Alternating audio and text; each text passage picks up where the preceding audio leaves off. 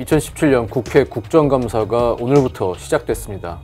해마다 이맘때쯤이면 찾아오는 연례 행사이긴 한데 올해 국정감사는 여느 때와는 좀 다른 면도 있는 것 같고요. 어떻게 다른지 그리고 국정감사 관전 포인트는 뭔지 두루 짚어보겠습니다. 국정감사 의원들 사이에서는 이게 한 해 큰 시험 치른다, 또 소출한다 뭐 이런 표현들을 쓰던데요. 국회 국정감사 어떤 의미가 있는 거죠? 네, 일단 오늘부터 이제 국감이 시작됐습니다. 네. 다음 달 7일까지 이게 이제 국회 헌법과 또 그 관련 법에 정해진 대로 30일 이내로 이제 국정감사를 하게 돼 있는데 그게 이제 시작을 해서 전체 이제 국회 16개 상임위에서 701개 기관, 정부기관이나 뭐 산하기관 등등 그래서 대상으로 이제 국감을 시작을 했고요. 여러분도 그 국민들이 아마 이제 국회의 모습을 떠올릴 때 가장 이제 이미지를 떠올리는 게 아마 본회의장에서 몸싸움을 예전에 했던 모습이나 아니면 이제 회의장에서 증인들 불러놓고 이렇게 추궁하고 다그치고 혼내고 뭐 이런 모습일 거예요. 아마 후자가 이제 이 국감에서 많이 나타나는 모습이죠. 그러니까 국회가 가진 역할, 기능 중에 행정부를 감시하는 가장 대표적인 수단이 국정감사인 것이죠. 예, 헌법에 규정되어 있고요. 재헌헌법부터 제3공화국 그러니까 박정희 정부 때까지 하다가 유신 때 폐지를 시켰습니다. 네. 유신 체제가 이제 독재 체제라는 증거 중에 하나가 바로 이 국정감사를 없앤 것이다. 이런 분석도 있고요. 그런데 이제 1987년 유언항쟁에서 현행 헌법을 만들면서 다시 국정감사를 부활시킨 겁니다. 그러니까 어떻게 보면 민주화의 어떤 상징적인 제도다 이렇게 보시면 될 것 같고요.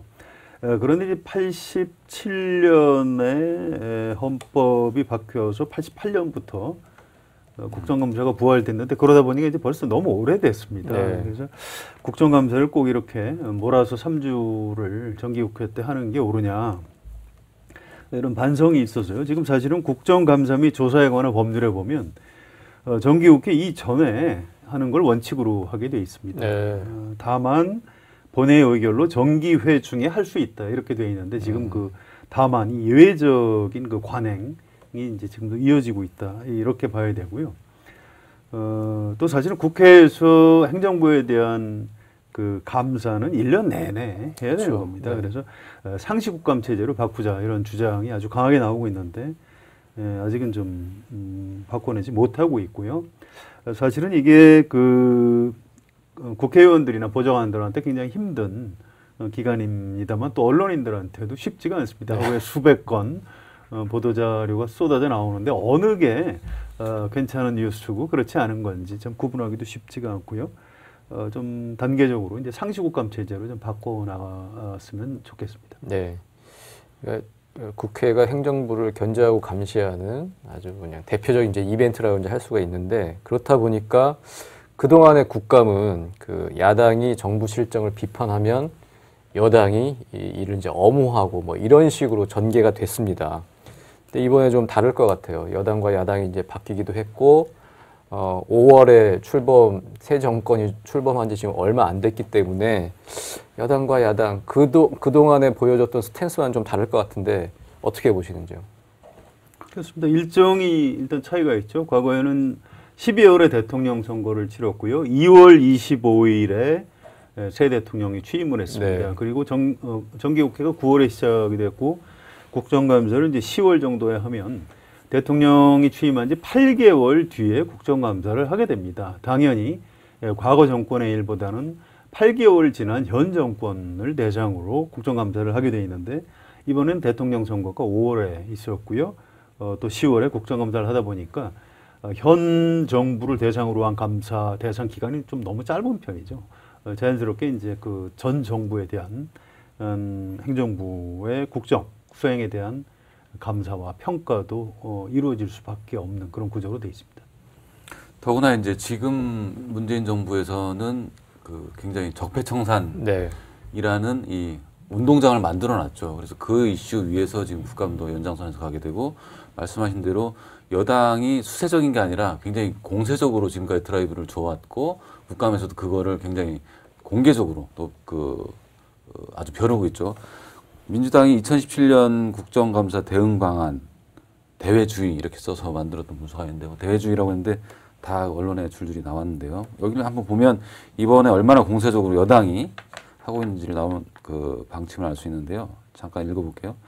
이번 국감은 정부 출범 후 첫 국정감사이자 동시에 전 정부 적폐를 청산할 수 있는 마지막 국감이다. 이렇게 규정을 했고 국감 목표로 이제 민생 국감, 개혁 동력 확보 이러면서 이제 이명박 박근혜 9년의 적폐 청산, 적폐 이슈의 전면화, 뭐 정의 국감, 청산 국감 뭐 이러면서 자유한국당을 이제 적폐 세력, 네. 낡은 세력 이렇게 몰아붙이자는 이렇게 아주 공세적으로 나오고 있습니다. 이러니까 이제 자유한국당은 거기에 맞서서 원조 적폐를 우리는 따져보겠다. 또 그동안에 이제 문재인 정부가 해온 뭐 탈원전 정책이나 어떤 뭐 복지 정책이나 또 비정규직 정규직화 이런 것들도 이제 줄줄이 맞서서 이제 검증하겠다 이러고 벼르고 있는 상황이죠. 네. 문재인 정부의 잘못은 신적폐 이제 이렇게 표현을 하더군요. 그래서 추석 연휴 직후에 홍준표 대표가 문재인 정부의 13대 실정이라는 네. 걸 내놨습니다. 이게 바로 이제 국정감사에서 이걸 집중적으로 비판하겠다 이제 이런 취지인데요. 그게 뭐죠? 13가지 중 몇 가지 좀 소개해드리면 네. 뭐 원전 졸속 중단, 최저임금 급속 인상, 또 비정규직의 정규직화, 북핵 위기 초래, 뭐 노조 공화국, 언론 장악 시도 이런 겁니다. 그런데 네. 이제 13가지 중에 제가 보니까 대부분이 사실은 문재인 대통령의 대선 공약이거나 또는 사실은 이명박 박근혜 정권에서 잘못했던 것이 지금 이어지고 있는 그런 겁니다. 뭐 북핵 위기라는 게 문재인 대통령 때문에 터진 겁니까? 그런 건 전혀 아니고요. 다만 좀 일리가 있는 것은 이제 원전에 대한 뭐 졸속 중단 논란이 좀 있죠. 공론화위원회가 지금 진행되고 있고 또 인사 참사 이건 이제 새 대통령이 취임하다 보니까 당연히 인사를 좀 잘못할 수가 있고 이 두 가지 정도를 제외하고 나머지는 그렇게 크게 설득력이 있는 건 아닙니다. 예를 들어서 언론 장악 시도 이것도 박근혜 정부에서 언론 장악한 걸 지금 정상화하려는 시도로 봐야지 이걸 새로 문재인 정부가 언론을 장악하려고 한다 이렇게 보긴 어려울 것 같고요. 아무튼 이런 포인트를 놓고 야당이 문재인 정부를 공격하고 아무래도 이제 여당 의원들은 좀 방어를 하고 뭐 이런 장면들이 벌어질 것 같습니다. 적폐 세력으로 몰릴 자유한국당이 이제 최선의 방어는 공격이다. 뭐 이런 식으로 이제 역공을 가하려고 하는 것 같은데 그렇다면 국민의당은 이번 국감에 이제 어떤 기조를 가지고 있죠? 국민의당이 참 항상 그 자유한국당과 민주당 사이에서 좀 끼인 정당. 이 처지에서 이제 적당히 이제 줄을 잘 타오면서 운영을 하고 있는데 이번에도 그렇게 얘기했어요. 김동철 원내대표가 적폐 청산이 정치보복이라는 야당 주장에 결코 동의할 수 없다. 하지만 과거에 얽매이면서 미래 대비를 소홀히 해서는 안 된다. 그래서 우리는 미래지향적인 국감을 하겠다 하고 있죠. 그러니까 양쪽을 다 견제를 하면서 자기 길을 가겠다 이런 스탠스인 거죠. 네. 안철수 대표가 얘기한 극중주의가 뭔지 아마 이번 국정감사를 지켜보면 어느 정도 윤곽을 잡을 수 있지 않을까 이런 생각도 해봅니다. 네. 예, 국정감사 이제 상임위별로 시행이 되고요. 각 맡고 있는 이제 정부 피감 기관이 있는 거죠. 상임위별로 보면 이제 그 이슈가 좀 드러날 것 같아요. 그래서 상당히 좀 첨예하게 맞붙을 그런 곳이 있을 것 같은데 예를 들면 어떤 이슈로 좀 강하게 붙을까요? 지금 아까 말한 적폐 청산, 네. 과거를 들춰내는 작업, 그리고 또 이제 야당이 문제 삼는 뭐 방송 장악이다 이렇게 주장을 하고 또 탈원전 정책에 대해서 굉장히 위험하다라고 공격을 하고 있기 때문에 그런 이슈들이 있는 곳이 일단 많이 쟁점 아주 뜨거운 상임위가 되겠죠. 네. 보면은 이제 국회 운영위 같은 경우는 청와대를 이제 소관하고 있어서 여기에서 이제 청와대 참모들 불러내서 뭐 인사를 어떻게 이렇게 했느냐 이렇게 추궁할 가능성이 있고 또 검찰 수사나 뭐 적폐청산 관련해서 벌어진 작업들에 대해서 청와대가 컨트롤 타워다라고 하면서 주장하면서 이제 추궁할 가능성이 높고 또 같은 맥락에서 법사위에서도 이제 검찰이나 법원 네. 대상으로 그런 이슈들이 좀 불거지겠죠. 교육문화, 체육, 관광이나 또 과학기술, 정보, 방송, 통신 이런 데서는 이제 공영방송 문제나 뭐 문학의 뭐 블랙리스트 이런 문제들이 나올 테고요. 국방위원회에서 이제 사이버 그렇죠. 사령부 네. 가 요새 집중적으로 과거에 이명박 정부에서부터 국정에 개입하고 인터넷, SNS 뭐 사찰이라고 할까요? 이제 그런 의혹들이 계속 불거지고 있기 때문에 뭐 국방위원회에서 아주 쟁점이 많이 될 것 같습니다. 또 국정원의 그 과거사 정상 관련해서 정보위원회에서 뜨겁게 붙을 것 같고요. 또 어떻게 보면 이제 가장 큰 문제죠. 북한 핵 관련해서 역시 외교통일위원회에서 좀 뜨거운 쟁점이 떠오르지 않을까 싶습니다. 네. 탈핵 문제 관련해서 이제 산자위에서도 상당히 그렇습니다. 얘기가 될 것 원전 같고요. 네. 그 산자위 이름이 굉장히 길어졌는데 네. 산업통상자원 중소벤처기업위원회 네. 이게 국회 상임위원회 이름입니다. 이제 이 위원회에서 원전 문제를 다루겠죠. 네. 자, 그럼 국감 이제 앞으로 이제 대장정에 들어섰는데 계속 이제 지켜보도록 하고 화제를 좀 바꿔서 그 보수 대통합 얘기를 한번 나눠보도록 하겠습니다. 11월 13일이 바른정당의 전당대회입니다. 새로운 지도부를 뽑는. 근데 그 전에 보수 대통합을 이뤄야 한다. 홍준표 자유한국당 대표가 어제 그런 얘기를 했는데요. 일단 바른정당을 어떻게 할 것이냐 이제 그 문제인데요. 바른정당 20명입니다. 바른정당 내부에서의 어떤 세력 분포부터 좀 먼저 얘기를 해보는 게 좋을 것 같아요.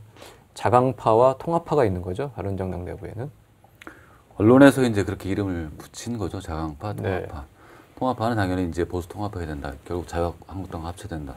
자강파는 지금 그럴 때 아니다. 우리가 먼저 우리의 역량과 덩치를 키워야 된다. 바른정당이 이제 자유한국당에서 떨어져 나와서 생긴 정당인데 바른정당은 두 대주주가 있는 거죠. 네. 유승민, 김무성 두 사람이 있죠. 지금 정확하게 자강파, 통합파 논쟁도 그 두 사람을 중심으로 진행되고 있고, 이걸 굳이 이제 20명의 의원을 나눠보자 하면 이제 사실 뭐 언론이나 또 여의도 사람들도 굉장히 그 숫자는 정확한 숫자는 좀 갈려요. 누구는 뭐 882, 뭐 992 뭐 이런 식으로 얘기하고 그러는데 대체로 보면 일단은 그 자강파, 지금 우리가 나갈 때가 아니라 우리 먼저 안에서 키워야 된다라고 주장하는 게 이제 유승민, 네. 이해훈, 또 김세연, 지상욱, 뭐 하태경, 그리고 또 전당대 출마 선언한 그 박인수 의원 등등 해서 대략 한 8, 9명 정도 네. 이렇게 꼽히고 나머지 이제 김무성, 뭐 주호영, 지금 열심히 그 통합추진위원회 활동하고 있는 김용태, 김영우, 이종구, 황영철 의원, 또 거기에 이제 원내 지도부에 있지만 또 고민하는 모습을 보이는 게 이제 정양석 의원이나 나머지 등등해서 이 역시도 이제 통합파도 한 8, 9명 정도 될 것 같고 그 중간에 또 2명 안팎이 좀 고민 중이다. 뭐 이런 게 대체적인 분석인 것 같습니다. 중도파를 주장하는 분들이 있습니다. 이제 주호영 원내대표나 정양석 원내 부대표 이런 분들인데 이분들은 이제 중도파를 표방한 것 같은데요. 네. 마음은 통합파 쪽으로 예. 기울어 있다. 네. 뭐 사석에서 만나면 그런 얘기 가리지 않고 하는 편이고요. 그래서 대체로 보면 통합파 쪽이 조금 더 숫자가 많은 걸로 분석이 되고 있습니다. 네. 그런데 이제 보수 대통합이라는 말은 이제 홍준표 대표나 또는 보수의 어떤 그 통합을 원하는 그런 유권자 또는 보수 성향의 어떤 논객들이 쓰는 말인데요. 정확하지 않습니다. 지난번 총선에서 각각 교섭단체가 만들어진 두 정당이 다시 합친다 그러면 뭐 재통합, 대통합 이런 말을 쓸 수 있는데 사실은 지난번 총선 이후에 탄핵 국면에서 갈라졌다가 지금 다시 합쳐지는 거기 때문에 그냥 보수 통합, 뭐 재통합 이 정도까지는 가능하지만 이걸 과연 보수 대통합이다 이렇게 이름을 붙여줄 필요가 있을까 이런 부분은 좀 우리가 유념을 좀 해야 될 것 같습니다. 그러니까 이혼 관계가 아니라 사실상 별거 관계에서 다시 이제 다시 결합을 합쳐지는 할 것이 거냐. 불과하니까 네, 너무 그렇게 크게 의미 부여를 하지 않는 게 좋을 것 같다 이런 생각이 들고요. 또 이제 바른정당 안에 현역 의원들만 있는 건 아닙니다. 네. 원외위원장들이 많이 있고요. 또 광역단체장들이 있죠. 경기지사, 제주지사 이런 분들이 있는데 남경필 경기지사는 자강파로 보는 게 맞는 것 같고요. 원희룡 지사는 명확히 의사표명을 안 하는데 뭐 대략 중도파 정도로 분류가 되고 있습니다. 원외위원장들은 아무래도 이제 자강파 쪽이 좀 더 많은 걸로 그렇게 분석이 되고 있습니다. 네. 어쨌든 홍준표 대표는 11월 13일을 통합의 뭐 데드라인 마지노선으로 설정을 하고 지금 압박을 하고 있는데 어떻게 될까요? 11월 13일 바른정당 전당대회 이전에 어느 정도의 그 통합의 윤곽이라든지 결실을 맺을 수 있을까요? 지금 자강 통합 논란이 굉장히 오래됐죠. 그러니까 대선 사실 직전에 그러니까 바른정당으로 갔다가 직전에 또 한 10여 명이 다시 복당했단 말이죠. 사실은 그때 가고 싶었는데 못 갔던 사람들이 지금까지 계속 이 얘기를 하고 있는 거고 그 사이에 내년 지방선거가 더 다가오면서 본인들은 굉장히 더 초조해진 상황인 거죠. 본인이 불안하고 또 지역에서 굉장히 압박을 받고 있고 빨리 합쳐야 된다는 거고 그렇기 때문에 그 정확하게 이제 어떤 명분과 타이밍을 볼 거냐 할 때 지금 통합파 입장에서 보면 기회인 거죠. 유승민 당대표가 될 가능성이 높은 1113 전당대회 전에 뛰어나가지 못하면 유승민 지도체제에서 그냥 또 한 텀 숨을 골라야 되는 이런 상황이 되기 때문에 굉장히 욕구는 좀 끌어오른 상황이고 실제로 움직임이 좀 되게 빨라지고 있죠. 네. 그 몸을 무겁게 하고 있던 김무성 의원도 적극적으로 이제 나도 이제 더 안 기다린다. 설득해보고 유승민 의원 설득해보고 안 되면 나도 함께 움직인다. 그리고 시점은 전당대회 전이다. 근데 전당대회가 11월 13일이지만 사실 후보 등록하는 날짜가 이번 26, 27 이틀간 하거든요. 후보 등록을 하게 되면 굉장히 이제 전당대회 본선에 들어가는 거기 때문에 이분들은 그 전에 뭔가 결단을 해야 된다. 이렇게 지금 많이 여론전과 또 본인들 그 결속을 다지고 있는 상황인 거죠. 추석 연휴 전에 뭐 기획 기사를 쓰기 위해서 취재를 한 일이 있습니다. 정계 개편이 과연 된다면 어떻게 될까 이런 것들을 뭐 현실 정치 잘 아는 정치학자 또 국회의원 또 고참 보좌관한테 쭉 물어봤는데 일치하는 것은 바른정당의 분열을 해서 뭔가 정계 개편이 시작될 것이다 이렇게 전망을 했는데 지금 그 전망대로 지금 돼 가는 것 같습니다. 일단 11월 13일 바른정당 전당대회 전에 교섭단체가 무너지는 건 거의 뭐 확실하다 이렇게 봐야 될 것 같고요. 바른정당이 당론을 모아서 어떤 선택을 하기는 쉽지는 않을 겁니다. 이미 내부에서 좀 금이 너무 많이 가 있기 때문에 바른정당 의원들 또는 지역위원장들 또는 단체장들이 개별적으로 어떤 선택을 하느냐 이 문제만 남아 있고요. 결국 전당대회 전에 분열하고 개별 입당할 사람들은 개별 입당하고 무너진 교섭단체에서 나머지 사람들이 자강파들이 모여서 전당대회를 치르고 그 사람들이 이제 지방선거를 내년 6월 지방선거를 앞두고 계속하느냐 다시 한번 2차 보수통합을 하느냐 또는 국민의당과 연대를 하느냐 이렇게 이제 2차 어떤 정계 개편이라고 할까요? 뭐 그런 길이 좀 남아 있는 것으로 지금 그렇게 예측이 좀 됩니다. 네. 홍준표 대표가 이제 어제 그 얘기했죠. 어떤 형식에도 구애받지 말고 보수 대통합을 해야 된다 이렇게 얘기했는데 어떤 형식에 구애받지 말라. 이거는 당대 통합을 받아주겠다. 그러니까 자유한국당이 바른정당 의원들을 쏙쏙 빼가지고 뭐 흡수하거나 데려오는 이런 식이 아니라 당당하게 해서 합치는 것도 가능하다라고 던져준 건데 사실 그거는 그냥 레토릭일 뿐이라고 봐야죠. 그러니까 언론들은 뭐 그걸 굉장히 적극적으로 해석을 했지만 가능하지가 않은 일이거든요. 당대당 통합이라는 게 그러면은 지도부는 그럼 어떻게 지도부는 어떻게 할 거냐? 그럼 본인부터 나 당대표 안 하겠다. 저쪽도 전당대회 멈추고 우리 함께 통합 전당대회를 해서 지도부를 새롭게 꾸리자랄지 아니면 정치적으로 협상을 해가지고 우리가 당대표는 어떻게 하고 뭐 각 지역 위원장들 어떻게 할지를 그런 걸 정교하게 협상을 해야 되는데 그럴 수 있는 상황도 아니고 홍 대표가 본인 대표직을 내려놓을 그런 지금 마음이 돼 있는 것도 아니고 단순히 그냥 바른정당 의원들이 명분상 우린 당대당으로 해야 된다라고 하고 있기 때문에 거기에 그냥 맞춰서 문을 열어준 정도 이렇게 봐야 될 것 같습니다. 네. 좀 더 근원적으로 이 자유한국당이 별로 이제 변한 게 없어요. 사실은 새누리당에서. 근데 바른정당 의원들은 어떻게든 통합파 의원들은 다시 돌아가려고 하는 거고 이분들 왜 그러는 겁니까? 뭐 지방선거에 따른 뭐 압박 뭐 그런 건가요? 왜냐면 자기 지금 바른정당에서는 너무 이 정치 인생을 연명하기가 어렵다고 보는 건가요? 근원적으로 왜 그러는 거죠? 두 가지가 있을 텐데요. 일단 지방선거, 본인들은 지방선거 출마하는 사람은 아니죠. 네. 그렇지만 지방 자기 지역구에 있는 뭐 구청장이든 군수든 뭐 도의원이든 이런 사람들이 자기를 지지하던 사람들이 내년에 패배하면 본인도 굉장히 정치적 역량이 줄어들죠. 기반이 딱 약화되는. 그렇죠. 지방선거에서 지역마다 다른 거죠. 그러니까 그 예를 들면 강원도다, 뭐 또 영남권이다 이런 데서 바른정당과 자유한국당이 보수로 분열돼 있는 상황에서 민주당이 만약에 내년에 뭐 지금보다는 그 여권 지지율이 떨어질 가능성이 더 높겠지만 상당히 선전을 하고 있다. 그러면은 민주당이 더 이길 가능성이 높아지는 거죠. 그렇기 때문에 우리가 어떻게든 하나로 합쳐야지 다 살 수 있다. 이런 생존 생각을 가지고 있는 본능. 거죠. 네. 본인은 뭐 총선 아직 멀었지만 그것 때문에 그렇게 몸이 달아 있는 거죠. 지역에서 굉장히 그러니까 빨리 어떻게 할 거냐 이렇게 맨날 쪼아대니까 마음이 급해진 거죠. 네. 이제 그렇게 계산적인 측면도 있고요. 또 유전자 자체가 이쪽에서는 뭐 우리가 남이가 뭉쳐야 산다 이런 것들이 수십 년 된 유전자에 각인되어 있는 그런 요소입니다. 이른바 뭐 개혁 보수, 합리적 보수 이런 걸 붙잡고 고민하는 사람들은 뭐 유승민 의원이라든가 뭐 이렇게 몇 사람에 불과하고 이제 대부분의 바른정당 통합파 의원들이 이제 불안한 겁니다. 네. 무조건 합쳐야 된다. 이런 정서적인 요소도 좀 많이 작용을 아마 할 겁니다. 네. 알겠습니다. 다시 한번 제가 질문을 던지고 싶습니다. 그 새누리당과 자유한국당의 차이는 대체 뭐죠?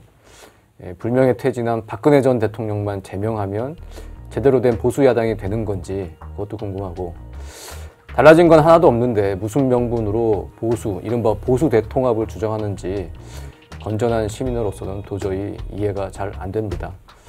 예, 호박에 줄 긋는다고 수박 되는 거 아니다. 이 말을 꼭 전하고 싶네요. 더정치 오늘은 여기까지입니다. 감사합니다.